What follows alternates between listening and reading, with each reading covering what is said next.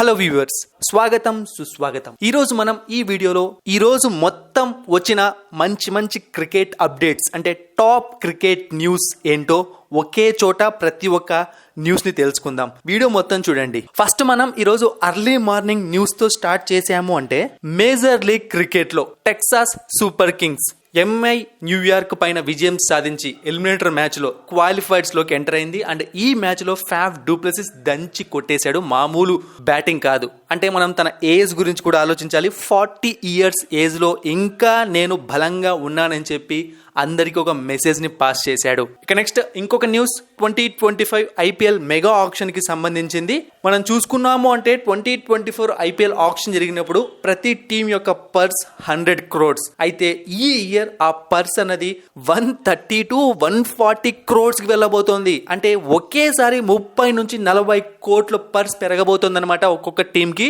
మరి ఈసారి ఆక్షన్ లో ఎన్ని రికార్డులు బద్దలవుతాయో చూసుకోండి. మరి ఇక ఐపీఎల్ కి సంబంధించిన ఇంకొక న్యూస్ ఏంటి అంటే జూలై 31వ తేదీ బీసీసీఐ మరియు ఐపీఎల్ టీమ్స్ మధ్య ఒక మీటింగ్ జరగబోతోంది.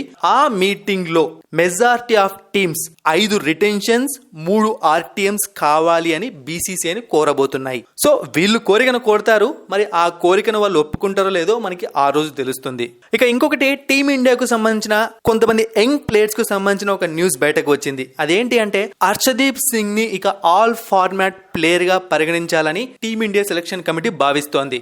అంతేకాకుండా ఇండియా మరియు ఆస్ట్రేలియా మధ్య జరగబోయే భారత్ గవాస్కర్ ట్రోఫీకి హర్షదీప్ సింగ్ ని సెలెక్ట్ చేయాలి అని టీమిండియా మేనేజ్మెంట్ భావిస్తోంది. దీంతో పాటుగా ఇక నుంచి ఖలీల్ అహ్మద్ కి ఎక్కువ ఛాన్స్లు ఇవ్వాలని చెప్పి గౌతమ్ గంభీర్ అండ్ అజిత్ అగర్కర్ అభిప్రాయపడుతున్నారట. ఇక రియాన్ పరాగ్ కు సంబంధించిన ఒక న్యూస్ ఏంటి అంటే ప్రెసెంట్ తిలక్ వర్మకు ఇంజురీ అయింది. సో అందుకే తిలక్ వర్మ ప్లేస్ లో రియాన్ పరాగ్ ని గ్రూమ్ చేస్తున్నారు. ఇది వస్తున్న న్యూస్. ఒకవేళ తిలక్ వర్మ వచ్చాడు అంటే రియాన్ పరాగ్ ఇప్పుడు ప్రెసెంట్ సరిగ్గా పర్ఫామ్ చేయకుంటే ఇక మళ్ళీ అతను స్క్వాడ్ లోకి రావడం కష్టం అయిపోతుంది. సో ఇప్పుడు రియాన్ పరాగ్ చేతిలో ఉంది తను టీమిండియాలో ఉండాలా వద్దా అనేది. ఇక నెక్స్ట్ రోహిత్ శర్మ ముంబైకి వచ్చేసాడు అనమాట. ఇక త్వరలో శ్రీలంకకు కూడా వెళ్ళిపోతాడు వన్డే సిరీస్ కోసం. ఇక నెక్స్ట్ ఇంకొక టీమిండియా న్యూస్ ఏంటి అంటే ఇండియా మరియు ఆస్ట్రేలియా మధ్య జరగబోయే భారత్ గవాస్కర్ ట్రోఫీకి ముందు ఇండియా ఏ మరియు ఆస్ట్రేలియా ఏ మధ్య 2 మ్యాచ్లు అలాగే ఇంట్రా స్క్వాడ్ కు సంబంధించిన ఒక మ్యాచ్ జరుగుతుందని సమాచారం. ఇక రుతురాజ్ గైక్వాడ్ ఈ మధ్యనే ప్రకటించిన శ్రీలంక వన్డే మరియు T20 స్క్వాడ్ లో చోటుని సంపాదించలేకపోయాడు. అయితే ఇప్పుడు రుతురాజ్ గైక్వాడ్ రంజీ ట్రోఫీ 2024-2025 కు గాను మహారాష్ట్ర టీంకి కెప్టెన్ అయ్యాడు. ఈ విషయాన్ని అఫీషియల్ గా అనౌన్స్ చేశారు.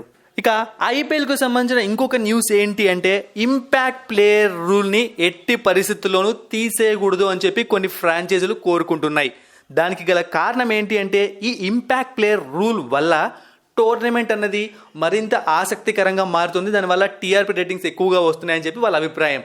అయితే కొంతమంది మన ఇండియన్ ప్లేయర్స్ కావచ్చు, కొంతమంది ఓవర్సీస్ ప్లేయర్స్ కావచ్చు 2024 ఐపీఎల్ టైంలో అలాగే 2024 ఐపీఎల్ అయిపోయాక కూడా ఇంపాక్ట్ ప్లేయర్ పైన కొన్ని కామెంట్స్ చేశారు వద్దు అన్నట్టుగానే.